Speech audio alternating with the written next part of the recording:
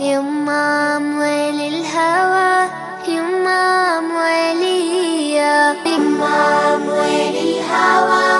يما موالية بسمة بتقهر الهموم والأمل يملاها عمري الظلم ما يدوم وأرضك ما بننساها بسمة بتقهر الهموم والأمل يملاها عمري الظلم ما يدوم وأرضك ما بننساها والكون كله بيحضر لعرس الحرية لما موالي الهوى يما موالية. أعوذ بالله من الشيطان الرجيم. بسم الله الرحمن الرحيم. الحمد لله رب العالمين. Ambi masara manifoka barkada lemi sonani ka biduya idana abika ka jem kan fled wache na amba fomi mako faso jokene kilinyeta jabarani su sanfe ambi fulla se maldere kilingene na pela tilema dem se frama korobaka che faram suka ka befu ka be wale mando ni wache na bamako ya hakaja malire dugu rawla hakaja katasi farafina banguka jen fanto bela tilena ambe maldum bela tilefu ni onka jamana takalaje onka jamana kono akolili bado ye ambalako yi ka wili fina ka fina chestri keba ye musulakaw ye ko sobe onka jamana kono bamako ya ni ore jamana ere fabai kata se hakaja ali anga tugo dawla ambalakaw ni ye musulakaw ye uluka chestri fanga ka o cɛsiri ninnu nɔ kan I b'a ye k'a fɔ furu kɔnɔ baaraw ka taa se hali mɔni bagangɛn nin bɛɛ lajɛlen musow jɔyɔrɔ bɛ nin bɛɛ lajɛlen na hali ni y'a sɔrɔ gɛlɛya caman bɛ u kan o baara ninnu matarafali la wa musow ka se k'u dahirimɛ yɛrɛ fɛnɛ sɔrɔ dugubasigi la a tɛ taa fo métier dɔw ka kalan olu métier ninnu olu bɛ se ka kɛ sababu ye muso b'a dahirimɛ ɲini ka fara cɛ yɛrɛ ta kan sigi bɛ se ka ɲɛnamaya cogo min na denw bɛ se ka ladon cogo min na o bɛɛ lajɛlen ye an balakaw ka cɛsiri n'u ka wuli ka jɔ ye centre ba dɔ bɛ an fɛ Bamakɔ yan walima atelier ba dɔ bɛ an fɛ Bamakɔ yan n'a bɛ f'a ma ko atelier Firidawusu ninnu ye centre ye min ni a ka cɛsiri fanga ka bon kosɛbɛ ka ɲɛsin musolakaw ma k'u kalan baara caman na bolola baara caman na u ka se k'u dahirimɛ sɔrɔ o kama centre in yɛrɛ promotrice ba ni o y'a ɲɛmaaba ye madame Balo Asitan Sumaworo an ye a wele ka na bi an n'a ka se ka barosigi kɛ muso hakɛ min ale ka centre bila sen kan ka na bila sisan na a sera ka min former walima a sera ka min kalan centre in yɛrɛ a hakilina nana cogo jumɛn na ninnu bɛɛ lajɛlen na kɛ masala ye an bɛna tɔnɔba sɔrɔ bi baro kɔnɔna na an bɛ foli lase aw bɛɛ ma yanni an ka taa ɲɛfɛ an bɛ kuma di madame Balo Asitan Sumaworo ma ale min ye Firidawusu atelier ɲɛmɔgɔba ye a ka foli kɛ nin waati in na ka ɲɛsin tele ɲɛtaa filɛbaw ma madame Balo salamu aleykum. Waaleykum salam. somɔgɔw bɛ di. tɔɔrɔ t'o la. baasi t'i la. baasi tɛ yen nɔ. i Sumaworo i Balo. ayiwa foli kɛ nin waati in na ka ɲɛsin tele ɲɛtaa filɛbaw ni a lamɛnnikɛlaw bɛɛ lajɛlen ma nin waati. ok n bɛ bɛɛ lajɛlen fo. alhamdulilayi. fɛn fɛn tulo b'an na nin wagati in na fɛn fɛn ɲɛ b'an na n bɛ n ka foli tɛ n kɔ bɛɛ lajɛlen ma foli belebele aw yɛrɛ fɛnɛ tɛ ye n bɛ monsieur Ɲamire n'a ka équipe bɛɛ lajɛlen fo ni initiative ɲuman na ka ɲɛsin an musolakaw ma o tɛmɛnen kɔ n bɛ musow fo kosɛbɛ. awɔ an balakaw fo Mali fan bɛɛ lajɛlen. effectivement. tele ɲɛtaa yɛrɛ a kanubaba ye an balakaw ye o misaliya surun sɔrɔla kuma min na tele ɲɛtaa ye wuli ka jɔ kɛ ka taa Congo Brazzaville an balakaw sɛbɛkɔrɔ bɔra ni ka caya wa an balakaw olu de bɛ an wele nɛgɛjuru siraw kan kosɛbɛ kosɛbɛ ka fɔ u ka tele filɛta Mali kɔnɔ o ye tele ɲɛtaa ye bari a bɛ kuma diinɛ kan cogo min na ani a bɛ ladamu min di an ka denw ma o kɛra sababu ye an balakaw caman minnu bɛ an ka jamana kɔnɔ a ka jamana yɛrɛ kɔ kan minnu ye tele ɲɛtaa kanu an bɛ an balakaw fo kosɛbɛ kosɛbɛ. Ayiwa madame Balo Asitan Sumaworo atelier Firdausu ni ye yɔrɔ ye min ni a bilalen don sen kan an balakaw caman bɛ yen nɔ minnu ni u ye bololabaaraw kalan e ka nin kɔrɔ kofɔlen na atelier Firdausu a bilara sen kan ni hakilina jumɛn de a hakilina nana cogo jumɛn na déjà ɲininkali diyara n ye kosɛbɛ voilà atelier Firdausu bilala sen kan ni hakilina min ye déjà ne yɛrɛ ye jeune diplômé sans emploi de et juriste de formation. Ne juriste de formation ne kɛ. Ye sariya de kalan kɛ. Ye sariya de kalan kɛ. Bagi sɔrɔlen kɔfɛ université la. Effectivement n y'o kɛ. E ye centre dayɛlɛ cogo min na e n'o dalu faamu. Effectivement donc ne yɛrɛ ye o kalan kɔnɔ. Ɲɔgɔnma kan ka sɔrɔ juge ka robe de b'e la walima avocat ka fini de b'e la e kan ka ye tribunal kɔnɔ. Effectivement oui o ye tiɲɛ ye mais Ala ma n dan bureau kɔnɔ baara kama parce que n y'a ɲini ka dɛsɛ parce que ne ye n ka soutenance kɛ en 2010 ne ye dossier déposé yɔrɔ bɛɛ ka stage caman kɛ mais Ala ma n gasigɛ bureau kɔnɔ baara la c'est à dire n ye kalan min kɛ école la Ala ma n gasigɛ o baara kama donc o sen fɛ n y'a lajɛ ka baara wɛrɛw fana kɛ mun bɛ se ka to n ka bɔ so n kana sigi so a kɛra fɛn o fɛn voilà n bɛ taa service dɔw la n bɛ baara a kɛra n mana fɛn o fɛn sɔrɔ n b'o kɛ a kɛra feere o a kɛra safinɛ jus dilanw ye n kun b'a bɛɛ kɛ donc o de sen fɛ Ala ka ɲinɛ papa la n fakɛ ɲɛ b'a la tellement courage bɛ n na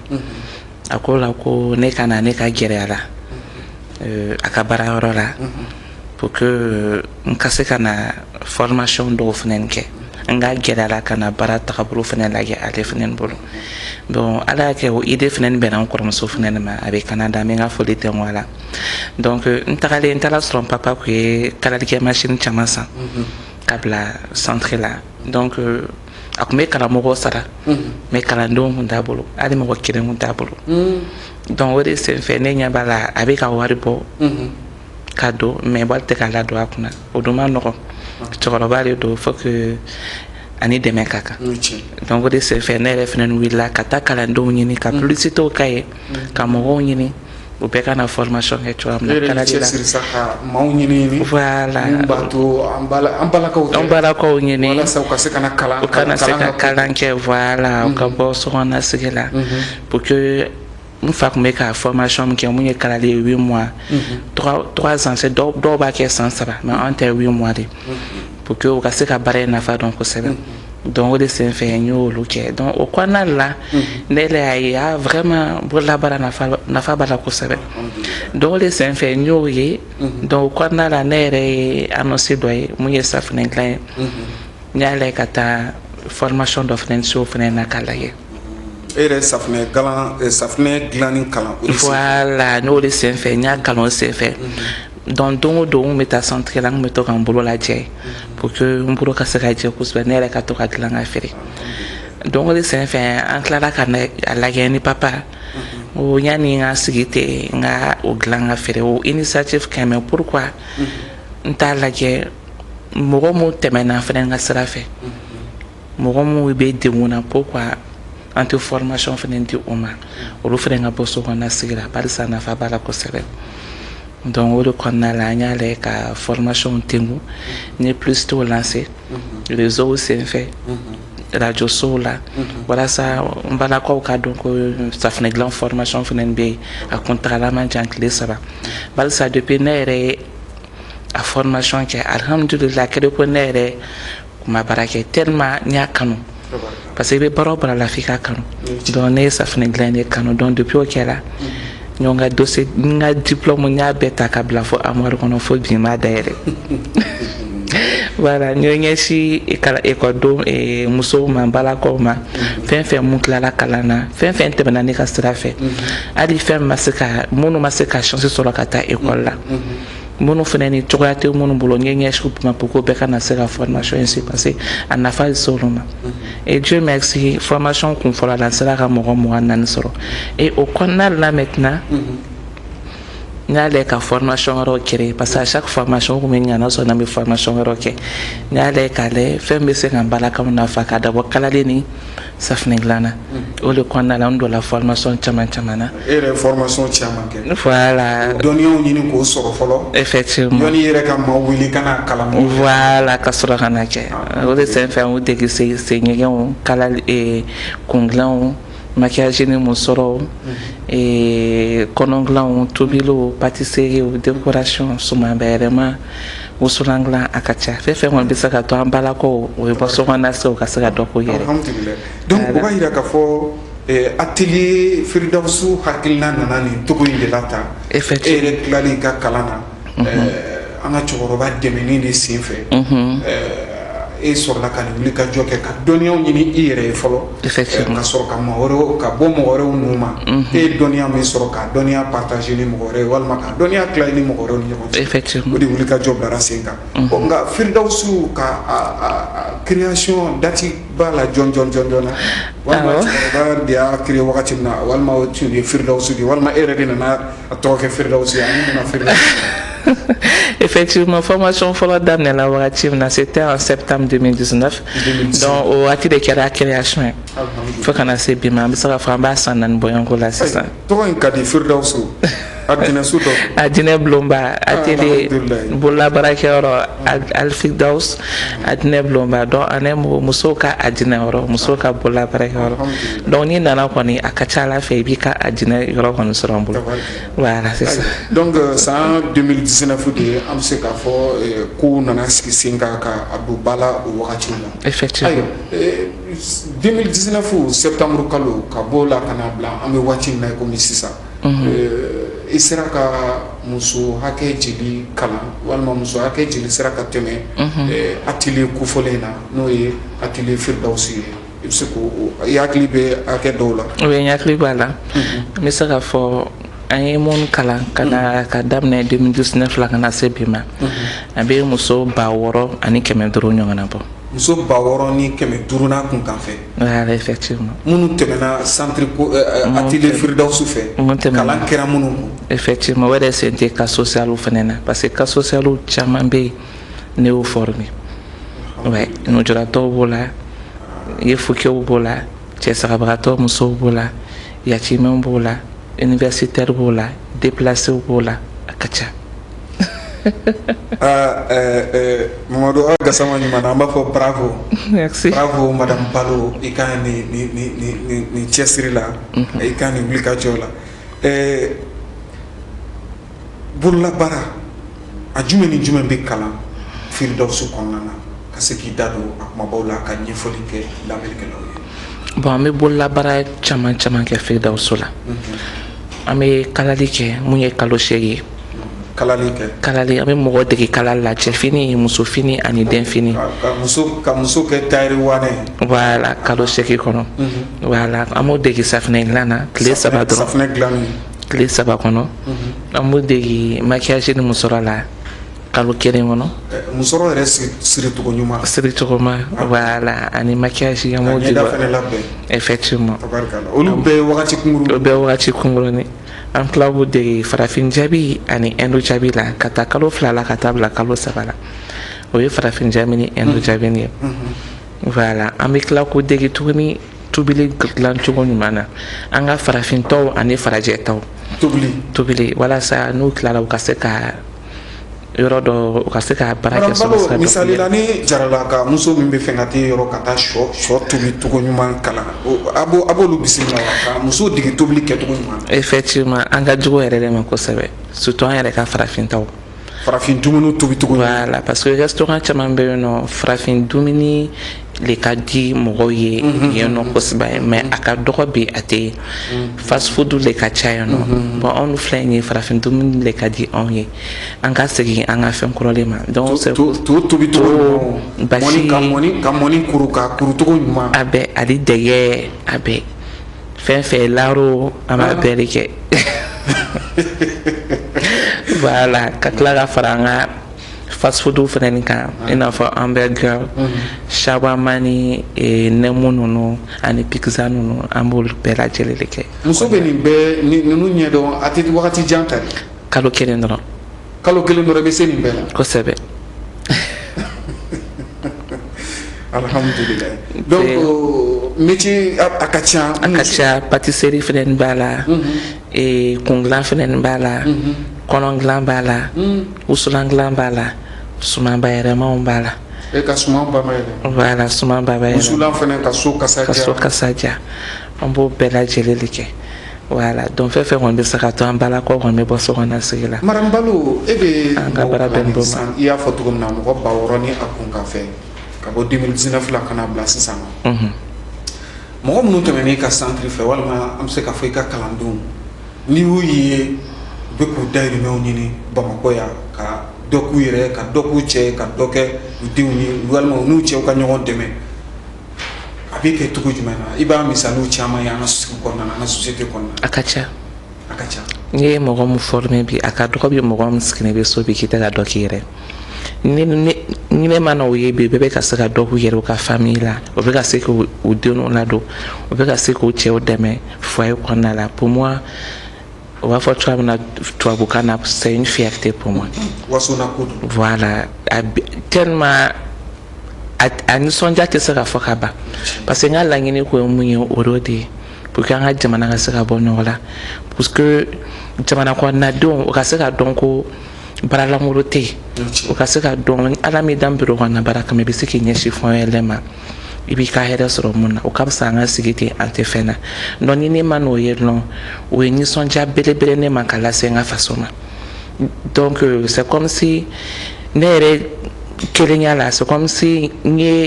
j'ai apporté ma pierre à l'édifice de ce pays vraiment. Jamana jɔli la. Voilà n ye birikiden kelen ta ka jɔ alhamdulilayi bi bi na ni sababu in na mɔgɔ caman bɛ ka ye bi o bɛ ka ladege e n'i y'a ye fɛnɛ o ye ne ma nisɔndiya ko belebele parce que fɔlɔ la n'u y'a fɔ mɔgɔ ma i tɛna ka taa senior formation o ko kuma ko fale b'i la i bɛ n danga mais bi bi na o bɛ fan bɛɛ. Maquillage bɛ fan bɛɛ a bɛ fan bɛɛ bi donc n'i y'a ye bi nisɔndiyalen de don parce que n ka laɲini de kun y'o ye pour que an ka se k'a faamu baaralankolon tɛ yen mɔgɔ lankolon de bɛ yen ni an y'an cɛsiri an bɛ se ka nɔ bɔ a la. Centre ni o ye atelier Firidawusu ye a bɛ Bamakɔ sigida 5nan na ni ma fili k'i min don o ye Dawudabugu ye Bamakɔkaw de bɛna nin tɔnɔ bɔ sa kɛ Madame Balo. Dɔ dun bɛ to k'a fɔ an ma kuma bɛɛ ko Mali dan tɛ Bamakɔ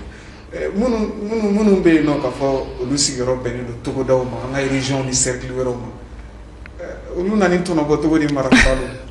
Ɲininkali diyara n ye an ma se région na fɔlɔ. An ma se région na nka ka di n ye n ka se région na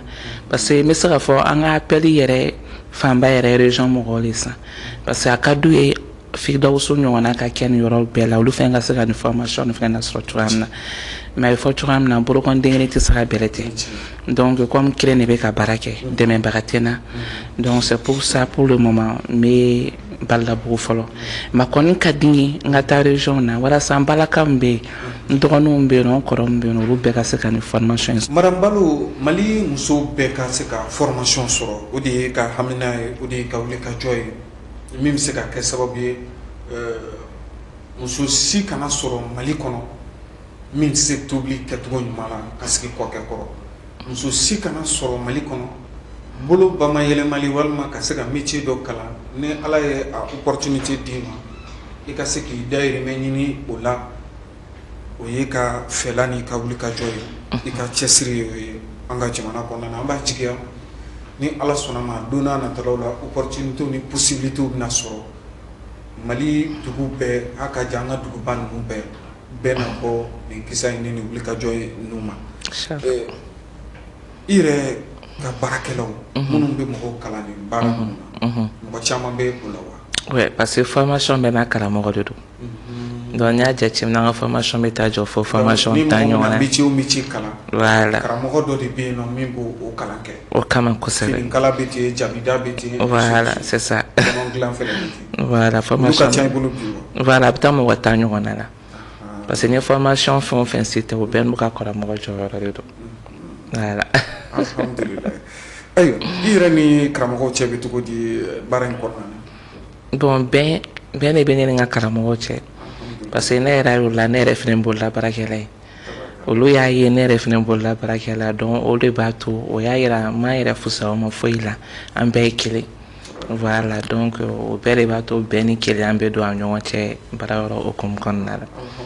voilà halisa ala ko o bɛn n'o kelenya ala k'o jidi ami ni ka karamɔgɔw ni ɲɔgɔn cɛ karamɔgɔ minnu bɛ kalan kɛ an balakaw kun walasa u se ka dɔnniya sabatilen yɛrɛ ɲuman sɔrɔ cogo min na ayiwa madame Balo Astan Sumaworo e ye promotrice ye atelier Firdawusu la Bamakɔ yan nɔ kɛrɛnkɛrɛnnenya la Bamakɔ sigida 5nan na n'i ye jateminɛ kɛ nin n'a ɲɔgɔnna centre ba muso ba wɔɔrɔ ni a kun kan fɛ k'u former yɔrɔ la o b'a yira k'a fɔ yɔrɔ ka bon kosɛbɛ e ni jamana cɛ bɛ cogo di nin baara in na ni ala sɔnna ma an bɛ taa sɛgɛnlafiɲɛbɔ kɛnɛ kan sɔɔni dɔrɔn an bɛ segin ka na ka se ka an nɛndenw ni ɲɔgɔn cɛ ka se ka walawalali kɛ ni ala ka jɛ a kan sɔɔni. يمام ويل الهوى يمام ويليا يمام ويل الهوى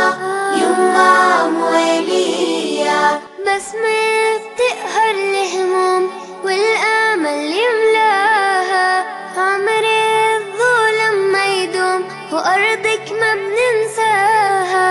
بسمة بتقهر الهموم والامل يملاها عمري الظلم ما يدوم وأرضك ما بننساها والكون كله بيحضر لعرس الحرية يمام ويل الهوى يمام ويليا foli ani tanuni ko lase aw kelenkɛrɛnna bɛɛ lajɛlen ma ni waati in na an minnu bɛ ka tele ɲɛta filɛ kɛrɛnkɛrɛnnenya la jɛmukan min bɛ yen nɔ ni an b'a fɔ a ma faso jɔkɛnɛ dɔgɔkun o dɔgɔkun n'a bɛ ɲɛnamaya tele ɲɛtaga jabaranin so sanfɛ an b'aw bɛɛ fo k'aw bɛɛ waleɲuman dɔn bi ma welelen o ye a balimamuso dɔ ye madame Balo Astan Sumaworo Asitan Sumaworo ale ye muso cɛsirilen ye min ni a ka wulikajɔ fanga ka bon o kama a ye yɔrɔ dayɛlɛ yɔrɔ min ni a bilara sen kan kabiri san 2019 waatiw o bɛ fɔ yɔrɔ min ma ko atelier Firdawusu Bamakɔ yan yɛrɛ kɛrɛnkɛrɛnnenya la Bamakɔ sigida 5nan na ka bɔ san 2019 la ka na bila sisan na muso ba wɔɔrɔ ni a kun kan fɛ a ka wulikajɔ walima a ye minnu kalan bololabaaraw la minnu bɛ se ka kɛ sababu ye o musow yɛrɛ bɛ se k'u dahirimɛ ɲini ka se ka n'u cɛw u se ka ɲɔgɔn dɛmɛ cogo min na furuso yɛrɛ sigi kɔnɔna na a ka ja ka kɛ dɛmɛ yɛrɛ ɲɛsin ka ɲɛsin u denw ma an tun nana dan yɔrɔ min na ɲininkaliw la o de ye madame Balo i ni jamana cɛ bɛ cogo di nin baara in na i ni jamana bɛ ɲɔgɔn kalama wa u ka dɛmɛ bɛ s'i ma wa a ko bɛ cogo jumɛn na.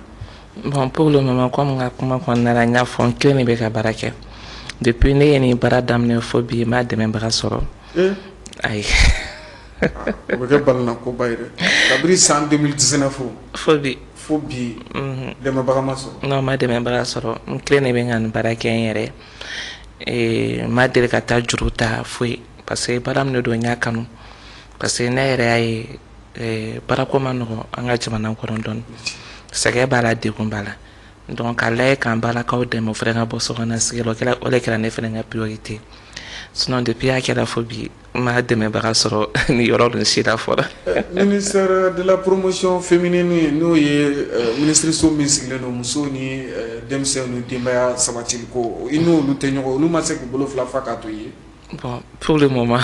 n ma dɛmɛbaga sɔrɔ olu ka côté la. an b'a jigiya ni ala sɔnna ma jamana n'a a kɔfilɛ ni atelier ba in na bari ni atelier ye yɔrɔ ye jamana yɛrɛ kan ka hakili to yɔrɔ min na ni a ma ɲa k'an balaka hakɛ in bɛ tɛmɛ ni yɔrɔ kofɔlen fɛ o kan ka suivre de près jamana yɛrɛ fɛ jamana bɛ se ka wuli ka jɔ fɛn fɛn kɛ ka ɲɛsin o yɔrɔ kofɔlen ma an b'a jigiya don n'a nataw la jamana na wuli ka jɔ kɛ ka se e ma. Madame Balo an y'a ye fɛnɛ k'a fɔ i ka wuli ka jɔ fanga ka bon kosɛbɛ kosɛbɛ ni jɛkulu caman bɛ bolo di ɲɔgɔn ma o bolo di ɲɔgɔn ma ninnu a bɛ kɛ cogo jumɛn na lujuratɔw ka tɔn Mali kunnafonidilaw Madame Balo yɛrɛ ani mɔgɔ caman ka di ten. a ɲɛfɔ an ɲɛna déjà bon lujuratɔw o bɛ na se man de parce que o bɛ n ka baarakɛtɔ ye n bɛ se k'a fɔ Dramane Danbele o ye n ka lujuratɔ dɔ président ye Bamakɔ sigida sabanan lujuratɔ voilà ASP2 mɔgɔ vraiment n bɛ n ka foli las'u ma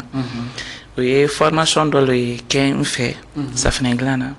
no formation in kɔfɛ vraiment n b'a sɔn ka o ye k'u to yen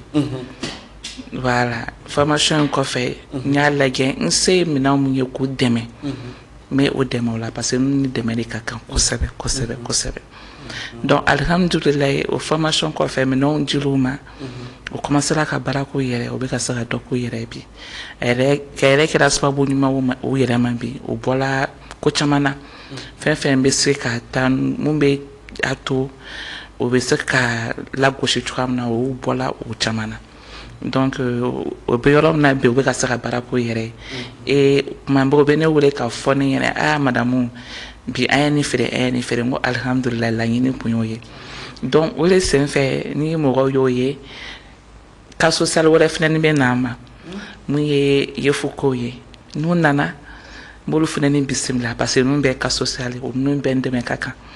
n fɛnɛ se fɛnɛ mun ye k'a las'u ma formation o kɔnɔna mɔgɔ bɛ kuma dɔ fɔ yanni ka mɔgɔ dege jɛgɛ dun na a dege jɛgɛ mɔn na bon o de ye ne ka philosophie ye mun sera ne ma ne b'a lajɛ ka formation dɔ d'u ma mun bɛ se ka to u b'u yɛrɛ ta sini ma o tɛ siri mɔgɔ la tuguni alhamdulilayi formation kɛlen kɔfɛ n tilala ka minɛnw fɛnɛ d'u ma olu fɛnɛ bɛ ka baara k'u yɛrɛ ye o tɛmɛnen kɔfɛ cɛsiribagatɔ musow fɛnɛ ni an y'o caman fɛnɛ ni former ka tila ka muso cɛsiribagatɔ ka tila ka minɛnw fɛnɛ di olu fɛnɛ ma ka tila ka yatimɛw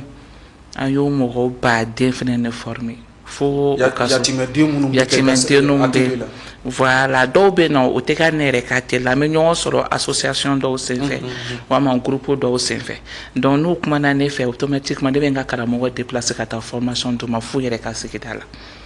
o bɛɛ bɛ déplacement ko bɔ u ma an bɛ tila ka minɛnw fana d'u ma o bɛ se ka dɔ k'u yɛrɛ cogoya min na parce que ne bɛ fɛ olu yɛrɛ u ka da u yɛrɛ la o hinɛ kana na u minɛ mais au contraire olu ka kɛ misaliya ye ka lase mɔgɔ wɛrɛ ma ko lujuratɔya tɛ bana ye yatimɛya tɛ bana ye c'est à dire nin bɛɛ ala ka kɛ de mun ka gɛrɛ k'i sigi k'i bolo fila da i sen o de ka gɛrɛ donc n'olu fɛnɛ sera ne ma n se mun fɛnɛ dɛmɛ min ye ka las'u ma n b'o fɛnɛ ni kɛ formation o kɔnɔna na hali déplacer o kɛlɛ wagati la minnu bolila ka bɔ kɔrɔn fɛ ka na voilà an taara formation di f'u fɛnɛ ka sigida la a ka ca hali kɔsa in na kulu sanfɛ ekɔlidenw olu fɛnɛ sera ne ma ko olu bɛ ka entrepreneuriat domaine de kɛ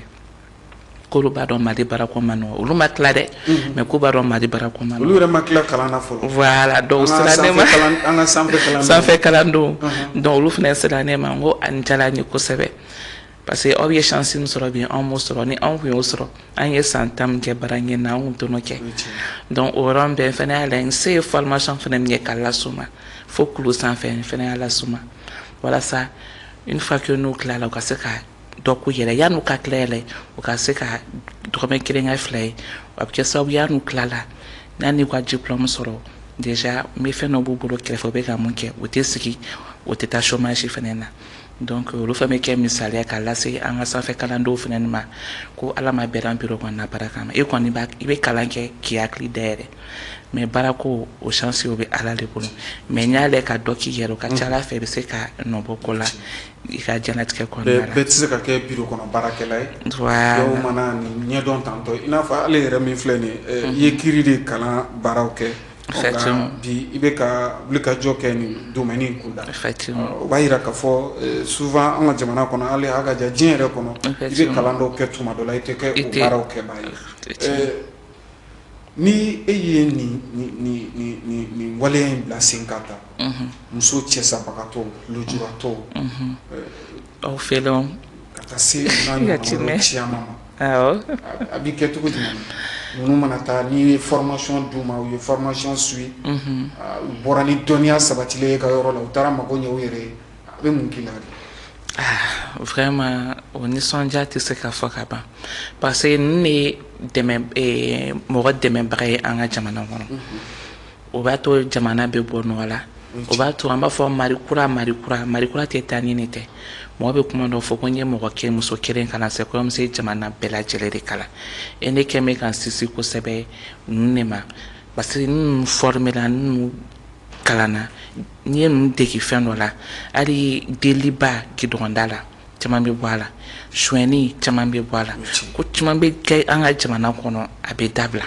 donc moi je pense olu yɛrɛ de fɔlɔfɔlɔ de maa dɛmɛ ta ye an ka jamana kɔnɔ donc ni n'a ye bi olu bɛ ka se ka dɔ ko yɛrɛ o ye ne ka fierté de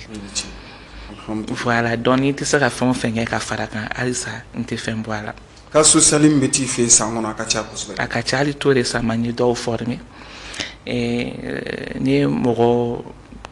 64 personnes olu former la cɛ sabagatɔ musow la olu yɛrɛ ka tɛsɔsɔ kan ka d'u ma samedi nata voilà halisa ala k'an ni sara ni kayira ye madame Balo ami an y'a ye fɛnɛ kunnafonidilaw i sera anw fɛnɛ ma i ni kunnafonidila dɔw fɛnɛ oui ni kunnafonidilaw fɛnɛ bolo bɛ ɲɔgɔn bolo mun ye AGSM mɔgɔ ye olu ye association des jeunes reporters du Mali donc olu fɛnɛ ni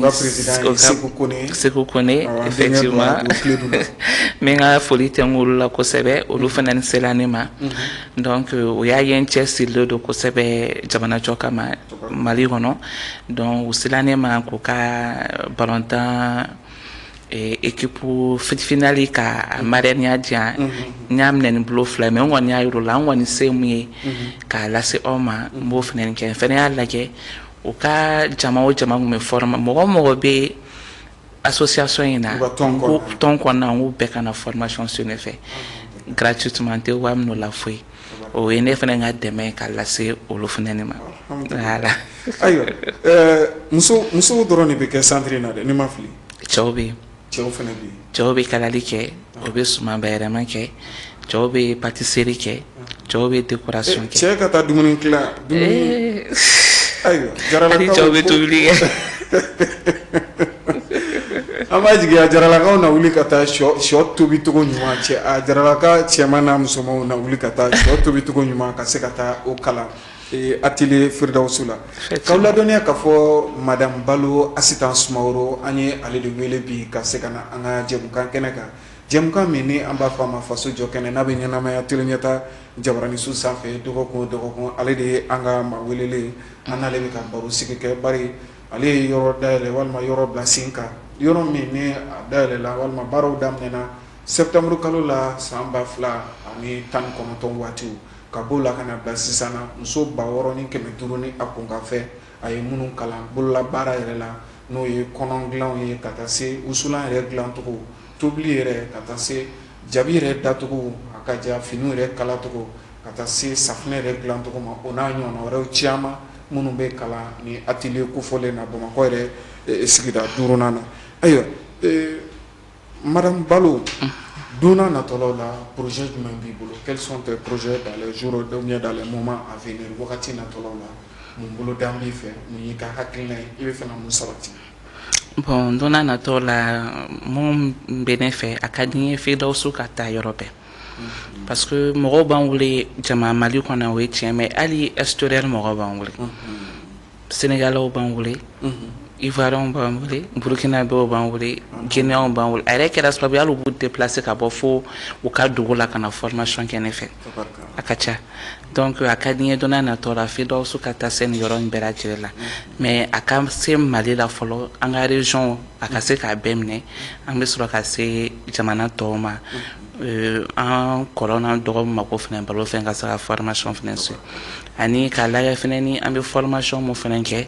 ka a baarada dɔw dayɛlɛ walasa ni minnu bɛ fɛ formation bannen ka se ka taa baara kɛ yen nɔ olu fɛnɛ ni bɛ se ka kɛ walasa u kana se ka sɛgɛn baarako ni fɛngɛ ko ninnu fɛnɛ na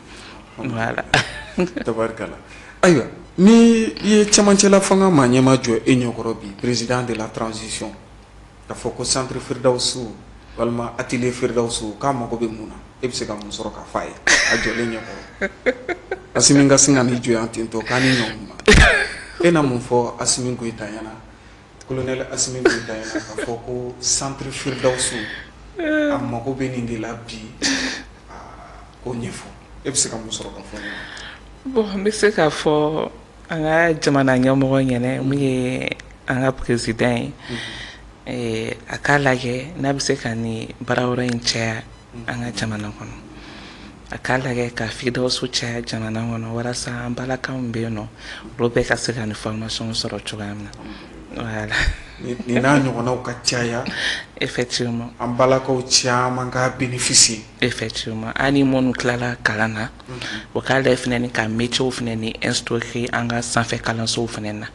ka valeur don bololabaara la kosɛbɛ kosɛbɛ parce que n'i y'a ye bi bi in na pays caman développé don o ma dɔrɔn kɛ bololabaara la o ka essayer ka métier ninnu dɔw don an ka filière kɔnɔ walasa ni minnu tilala olu bɛ se k'u perfectionner o dɔw la o tilala lɔn parce que ala tɛ se ka bɛɛ dan bureau kɔnɔna baara kama jama ka ca chaque année maa ba joli bɛ bɔ kalandenw na o bɛɛ bɛ tila ka t'u sigi so mɔgɔ tata don ka dɔgɔ fonction publique la donc o k'a lajɛ ka ni métier fɛnɛ don an ka formation kɔnɔ walasa an balakaw n kɔrɔkɛ cɛw ni muso fɛn bɛɛ bɛɛ ka se ka ni formation bénéficier o bɛ se ka kɛ sababu ye dɔ bɛ bɔ jamana ka gɛrɛntɛ la wa chômage bɛ kɛlɛ ka bɔ an ka jamana kɔnɔ kosɛbɛ an bɛɛ bɛ kɛ dɔ kɛla le voilà c'est ça. o b'a yira k'a fɔ wulikajɔ kan ka bila sen kan anw ka jamana kɔnɔna na a bɛ fɔ min yɛrɛ ma nanzarakan na ko secteur privé o de bɛ jamana yɛrɛ la yiriwa bari maa o maa bɛ kalan kɛ n'i ye Mali université ta k'a jateminɛ k'a lajɛ san kɔnɔ a bɛ mɔgɔ bahu de bɛ tila kalan na olu n'u ka diplôme u bɛ t'u sigi bulonda la a dɔw na kɛ tewuli la a dɔw na sigi tentɔ ka sɔrɔ u ma bolonɔyɔrɔ foyi sɔrɔ bureau kɔnɔ baara dun bɛɛ garisɛgɛ tɛ kɛ o ye ni mɔgɔ min garisɛgɛ ma kɛ bureau kɔnɔ baara ye f'e ka évoluer a bɛ fɔ min ma ko secteur privé n'o ye métier dɔ n'a domaine n'a ɲɔgɔnnaw ye madame Balo ni ma fili e ka kuma in ɲɛfɔcogo la sisan o ɲɔgɔnnaw de kan ka caya jamana yɛrɛ kɔnɔna na min b'a to jamana kɔnɔdenw bɛɛ lajɛlen bɛ se ka bolonɔyɔrɔ sɔrɔ cogo min na bɛɛ bɛ se k'i dahirimɛ ɲini ka sɔrɔ a ma kɛ ni bureau kɔnɔna ye o tɛ wa alhamdulilayi ayiwa an y'a ye fana k'a fɔ i ka wulikajɔw la tuma ni tuma i bɛ to ka weleli kɛ ka taa centre Firdawusu la walima atelier Firdawusu la ka taa barosigi kɛ an ye ORTM Umu Jara an y'a ye k'a fɔ ale fɛnɛ welela i fɛ a taara ka taa barosigi kɛ o hakilina in a bɛna cogo jumɛn na i b'o dabɔ mun kama. Hakilina in diyara n ye kosɛbɛ parce que n y'a jateminɛ ne ka yɔrɔ a fanba bɛɛ n balakaw ye a fana bɛɛ musow ye donc Umu Jara ka di anw ye kosɛbɛ voilà donc c'est vrai an bɛ formation kɛ an ka se ka dɔɔni sɔrɔ an yɛrɛ ye an ka bɔ sokɔnɔna sigi la nka ni Umu Jara fɛn nana ka na misaliya ɲuman di anw ma furuso tagaboloko ɲuman na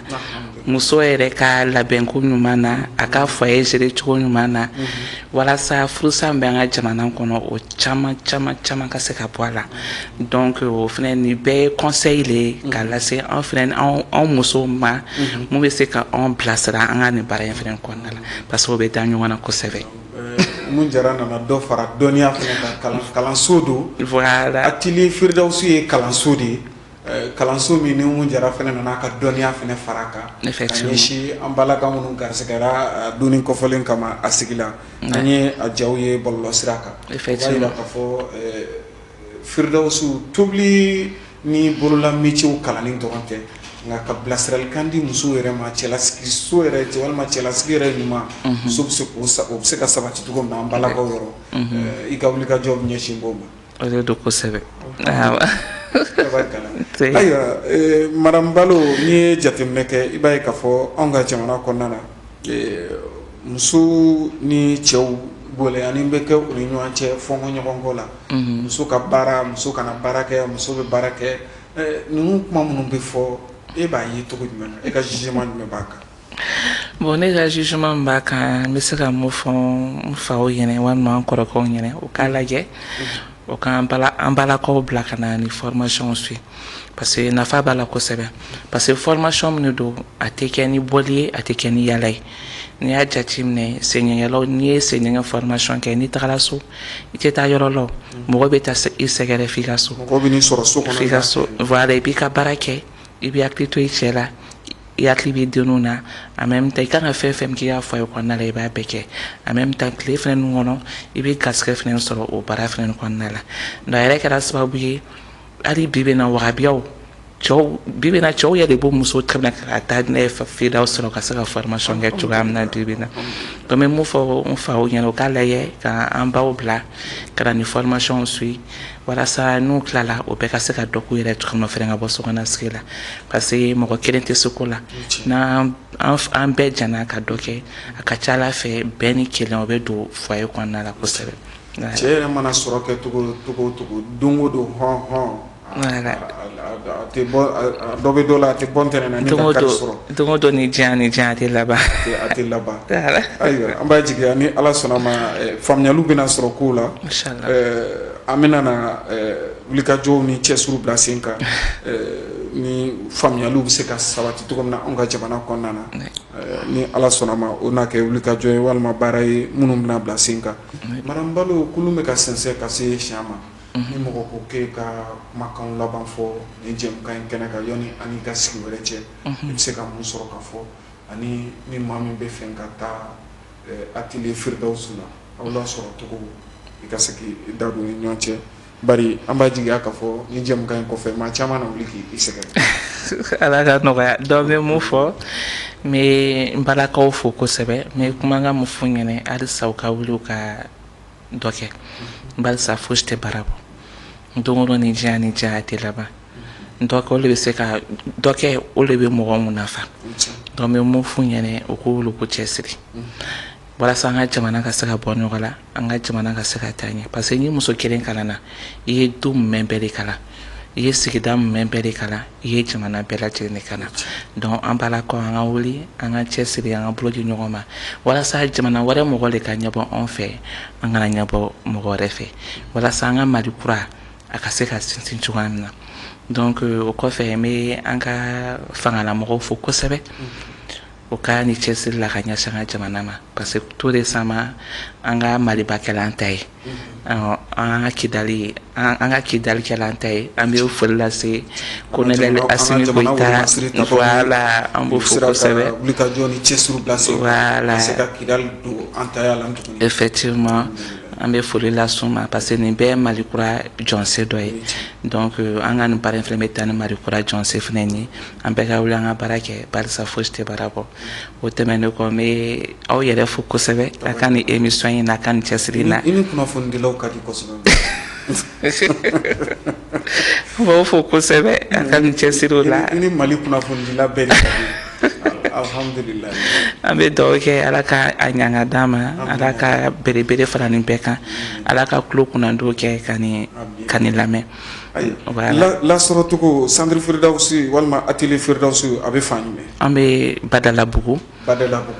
an bɛ station EOC kɔfɛ voilà station EOC voilà ni sera lycée Kanku Musa fɛ la ni ye station EOC ɲininkali kɛ ale ye couleur ye jɛman ni bulalama de ye ni yɛrɛ sera yen n'i b'an ka plaque o kɛrɛfɛ n'a ka di i bɛ se k'a fɔ ko muso ka bɔla baarakɛyɔrɔ walima Senegalikaw ka yɔrɔ o b'a yɔrɔ yira o la an b'olu kɔfɛ an ka nɛgɛjuru sira ye 74 08 79 26 walima 77 16 tuguni 56 voilà o y'an ka numéro ye n'i y'an wele na kɔni i b'an sɔrɔ inchallah an b'a jigiya k'a fɔ wulikajɔw na kɛ an balakaw fɛ an balimamusow an baw an tantiw an dɔgɔmusow an denmusow u na wulikajɔw caman kɛ ka se atelier Firdaus la tobili togo ɲuman jaralakaw olu na taa sɔ tobi togo o kalan kɛ i ka yɔrɔ la an b'a jigiya ka taa se bololabaara wɛrɛw caman ma wusulan yɛrɛ dilancogo ne yɛrɛ laban na n ka sakajan bila ka taa wusulan ko la ayiwa Ala ka ani sababa bɛɛ Madame Balo an bɛ i yɛrɛ fo k'i waleɲuman dɔn an ye i wele i tora formation baaraw la k'i ka ci bɛɛ bila ka na an ka wele jaabi ani ka se ka nin barosigi kɛ i ka walawalali kɛ atelier Firdaus yɛrɛ lahalayaw la bilara sen kan ni hakilina min ye ani hakilina min don ka ɲɛsin an balakaw ma i da don olu bɛɛ lajɛlen na ka ɲɛfɔli kɛ an bɛ i fo halisa Ala ka barika don baaraw la Ala ka i ni ka kalandenw hakaja karamɔgɔ minnu bɛ yen nɔ Ala k'aw kan bɛn Ala k'aw funu fɔ ɲɔgɔn kɔ Ala ka barika don baaraw la Ala ka laɲiniw sabati an b'a fɔ ko i Balo k'i suma